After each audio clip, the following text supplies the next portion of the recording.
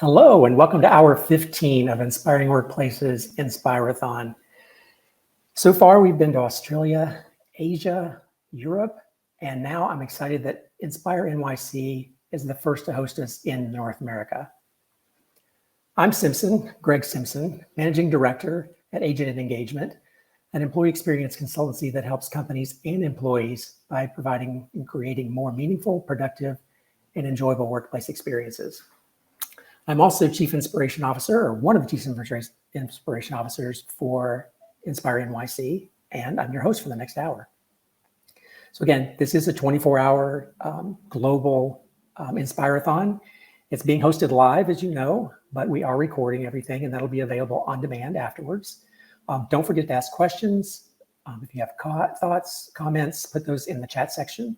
We also have a Slack channel. Please use that. That's a great way to build your network, especially during breaks.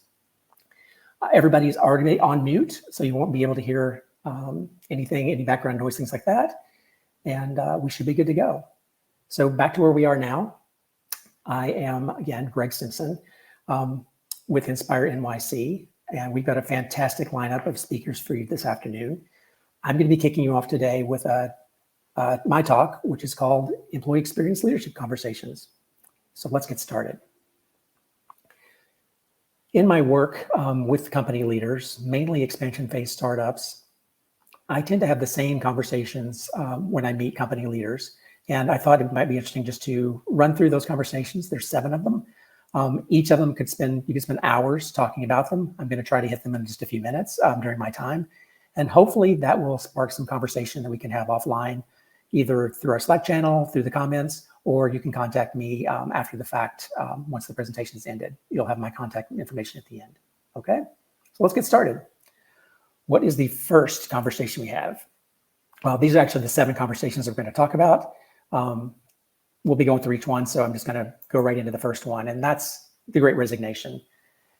A term that's out there a lot of places. It's a term I do not like. I think it's a very company-centric term. It's a woe is me from a company standpoint. I tend to put a more positive spin on it, and I call it the Great Employee Enlightenment. I think over the past couple of years, employees have had a chance to pause and really look at how work fits into their life versus fitting their life into work. And because of that, they're reevaluating what they're doing and why they're doing it. And they're looking for different things that are going to make them more content, more happy, more satisfied, more engaged in the work that they do. You can see the Pew Research has some things over here that some of the reasons behind that, why people are leaving their roles and pursuing new adventures. I think that's really interesting because in my work, usually when I first go in with a company, the first thing they want to do is an employee engagement survey. And I tell them, no, that's a waste of time and money at this point. If you look at most of the research and outcomes of employee engagement surveys on the web and that have been done, you're going to see there are really 4 main areas that come up in every one of those. The employer-manager relationship is the first and biggest, most important. Recognition and rewards, advancement opportunities, and then growth and development opportunities. Actually, growth and development before advancement. And you can see that based on the Pew Research, those fit in neatly into those categories. Being disrespected, that's an employee-manager relationship issue.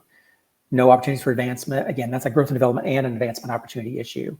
And then the low pay, that's recognition and rewards. So it's just very interesting to me. Again, I think that employee alignment is a good thing. It's short-term pain for companies, but in the long term, you're going to have people that are in the roles that they want to be in, and they're going to be more productive, more engaged, and the company will succeed because of that. So our next conversation, another big topic in the news right now, quiet quitting. This one's a little interesting because I think that people have it wrong a little bit. Again, I don't like the word quiet quitting. I call it blissful boundaries. A lot of people are calling quiet quitting disengagement. I completely disagree with that. With disengagement, you do as little as you can to get by, the minimum. With quiet quitting and blissful boundaries, you're actually doing your work. You're doing what's expected of you. You've just decided, I'm not going to take on any new projects. I'm not going to, put in more discretionary effort, which we'll talk about in a second as well. More than that, that's what's part of my job right now. This is what I need to do. This is what I'm hired to do. This is what I'm paid to do, and that's what you're going to get from me. So I think from a personal standpoint, from an employee standpoint, it makes sense. From a company standpoint, again, companies are used to getting a lot more work out of people. And I think they're going to have to start rebalancing what their expectations are around their employees at this point. So that's quiet quitting. The next one, and I'm sorry if I'm going through these fast, we have 7 conversations and I have less than 20 minutes to do them in. So I apologize for that. The next one is discretionary effort. This is a huge one for me, and I've been talking about this for years now. Companies view discretionary effort as quid pro quo. I'll put this employee engagement program together. I'll put this employee experience program together. And when I do that, I'm going to get more out of my employees. They're going to do more. And I think that's the complete wrong way to look at things. Discretionary effort comes from the person, the actual individual employee wanting to do more, enjoying to do more. So it's more of an intrinsic type of motivation. And when companies come at it from the point of, we'll do this so we get more, then I think you degrade and minimize the importance of employee engagement. It makes it just a program, a process, something that's really more about the company than it is about the employee. And I think that just sends the wrong message, and that's going to disengage your people. My point on this is, if you want people to do more, raise the minimum requirement of what you're requiring them to do. Don't expect them to do more because you do ping pong tables or you give them free meals on Friday or something like that. Raise the bar of what the expectation is. And again, that probably ties into the next one, which I think is manager fit. Managers play such an important role in companies. I think they play probably the most important role, especially from a frontline manager standpoint. You can see here, Gallup has a lot of research on this. I love their research as well on this about the importance of the manager, that they account for 70% of the variance in employee experience and employee engagement. And then another article, Why Great Managers Are Rare, they actually talk about the percentage of managers in the roles. And they say that 10% of managers are in the right roles. They have the skills and abilities to be effective and productive managers. Another 1 to 2 with some training and development, with some coaching, can make it to that level. But the other 70% of managers should never be in those roles. They were put in those roles because companies only have one way to progress in the company, and that's through management. There's no subject matter expert. There's no other option for people to move up or advance in the company unless they go through management. Now, when I have conversations with my leaders, one of the first things I do to identify these leaders is a very simple question that I ask. I meet with every leader and I say, tell me about your people. And it's really revealing how good a manager is based on that one question. Then when I go back to the leadership and I say, these people are probably in the wrong roles, their first option is, so we have to fire them. And it drives me crazy. And I basically say, no, you are not going to fire these people. You set them up for failure. You cause them not to succeed. So we have to figure out a different way to move them into a different role, another way that they can be productive and successful in your company, other than management. I mainly work with employee or expansion phase startups, so that's a little bit easier proposition than some companies that don't have a lot of advancement or growth opportunities in their companies. But I think there's always something you can do, a special project, other things that can go on that you can kind of help the manager that was in the wrong role save face a little bit, so they don't feel like they're being punished, because that's not the point. The company did wrong, not the employee. The employee just did what was best for them in that situation, trying to move up and progress in their career. So this is really, really fascinating to me. And I hope more people will take a look at the manager role and understand the importance of that. Next, we have return to office. Of course, this is a huge conversation that people are having right now.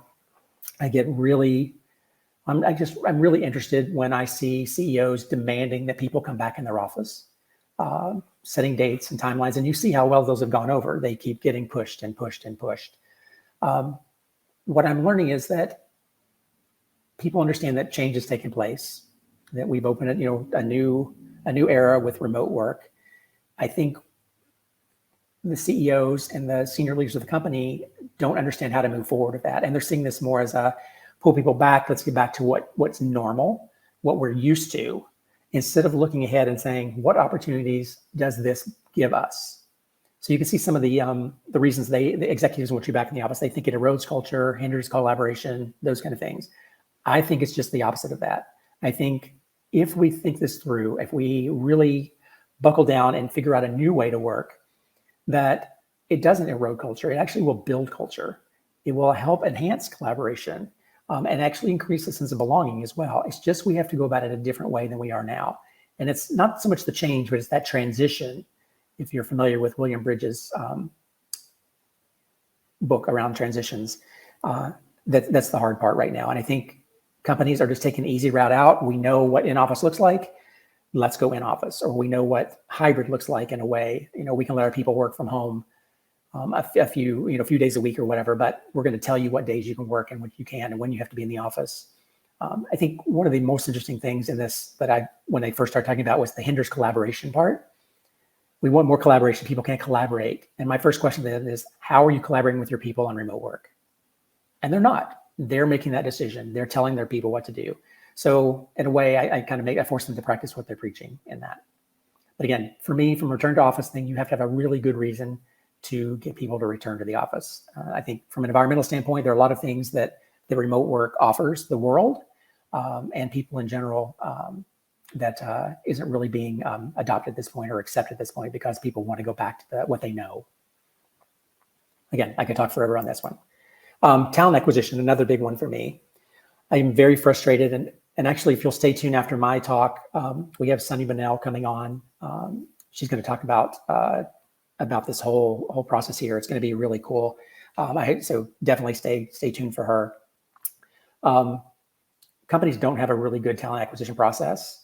They have junior people in roles that are making decisions for more senior level positions. They have managers that are developing job descriptions with HR that don't really even understand the role.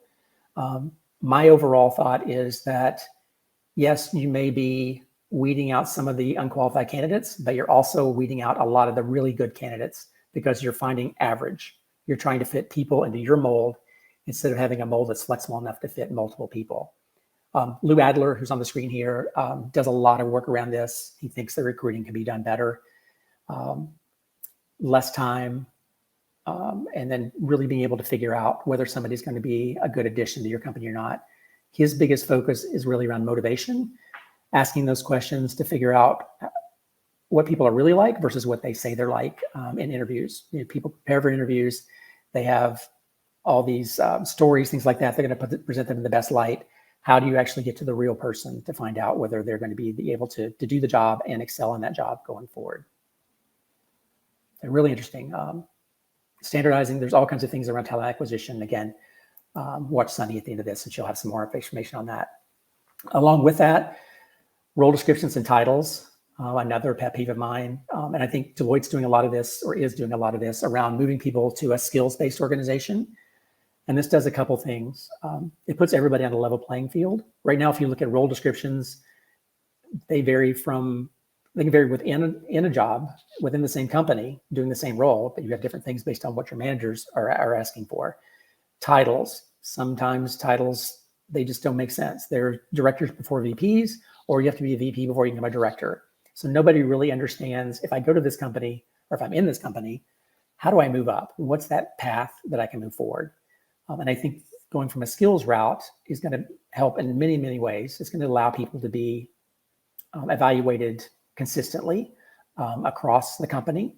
You're going to be able to determine which skills you need. It'll be a lot easier for you to determine what you need to hire for, what you need versus what you have, and give you an opportunity to develop the skills that you don't have and develop your people in that same situation. It's just a really interesting, cool way. Again, from a DEI standpoint, it puts people more on a level playing field. I think it's really cool and definitely the wave of the future. And I would encourage everybody to start that process now rather than waiting. Our next conversation and our last one is around salary disclosure. Another big issue with me. I've never understood why companies withhold salary information. I understand it, but what it does is it puts the employee or the potential employee, the candidate and the company at odds with each other from the beginning. It's a confrontational relationship. I've got information I'm not going to give you, and I'm going to use that information that I have and the information you give me to basically put one over on you and pay you less money than I really need to. We've all seen that a lot of states right now are coming up with laws, they're on the screen here, that you can't ask about salary history anymore. It's irrelevant. It's always been irrelevant. You can't go from one company to another and compare apples to apples. It's apples to oranges. So taking that salary that somebody had in another role and saying, oh, well, if they meant that there, then I only have to pay them here because they'll be getting a raise. They'll be happy. We're getting a big discount on our end. In the end, that's going to come back to bite you. You need to pay everybody consistency. This goes down to pay transparency, those kind of things as well. And then the other thing too is from a salary disclosure standpoint, as you're interviewing people and you're finding out that they won't take the role because they think the salary is too low, and you have to raise that salary. That when you do that, you need to go back and evaluate all the other people in your company to make sure that you're paying them on par with this new salary that's been here. A lot of companies right now, a lot of people, there's a lot of articles and things like that around the only way that people can really advance their career is to switch companies. There's no internal momentum or mobility. Your company doesn't have the advancement opportunities that you need. So you have to leave that company in order to get more pay and to get the development that you need. And given the fact that, there's a shortage of talent, and that's only going to continue to get worse, I believe, especially now, given the whole quiet quitting and the Great Resignation that we talked about. Their terms, not mine. So you really need to look at how you can do that. And one of the things that I talk to people about too around advancement opportunities is you have to train your people for that next role, regardless of whether you have it in your company or whether it's available in your company. Now, yes, when you get to a point, so again, I work with expansion phase startups, so people may have to leave our companies to go to another bigger company to get the experience that they need. But by keeping in contact with them from an alumni standpoint, there may be an opportunity that as you grow, as your company grows, that person can come back in at a higher level, and they already familiar with their culture, and they're more of a fit, and it just makes the whole process easier going forward. But again, salary disclosure is a huge one. I think it's interesting that 2 states, basically, you can't put a ban on salary history. Not sure where that's coming from. That's a very employer-friendly view versus the more employee-friendly view that some of these other states are taking. So I think in New York, in the beginning of November, all salary or all job postings actually have to have the salary range on there, except for a few exceptions for like some of the hourly roles and things like that. But it's going to be really interesting and see how this plays out over the next few years. So just to recap real quick, as we get to the bottom of my time here, these are the conversations that I have on a regular basis with company leaders. We talk about employee enlightenment, why that's a good thing and not from a bad thing like they consider for the Great Resignation. Again, blissful boundaries versus quiet quitting. Really trying to get people to move away from the quid pro quo when it comes to discretionary effort. Focusing very intently on putting the right managers in the right roles. Getting the return to the office thing, conversation, having a conversation instead of just dictating what's going to happen within your company. And then again, when it comes to talent, how do we acquire that talent? What are our processes? How we can be more consistent? How can we evaluate people so that those anomalies, who are probably going to be your best employees, actually get a chance to be interviewed and considered for the role? Again, role descriptions and titles. How do we move that to a skills-based organization so that you can evaluate people and hire people with the actual skills that you need versus job descriptions that just focus on tasks and things like that? And then finally, the salary disclosure. That's going to be a huge one. And that's going to fit very well into the employee enlightenment as well, of making sure that people are going to be paid what they feel like they're worth, if they have the skills and the experience to go with it. And that's it for me. So if you want to have more conversations, this is my contact information. Feel free to email me, visit the website, or connect with me on LinkedIn. I'd really love to connect with people on LinkedIn. I love to be connected with like-minded individuals. So please send me a connection request as well. And then I will put in a plug for Inspiring Workplaces as well. I am one of the co-CIOs, Chief Inspiration Officers of the New York City Inspire NYC chapter. Please go to the Inspiring Workplaces website, click on cities, and then when you search for Inspire NYC, you'll be able to put your name on our list and find out about all of our upcoming events in 2023. Okay, great. Thank you all. I appreciate it.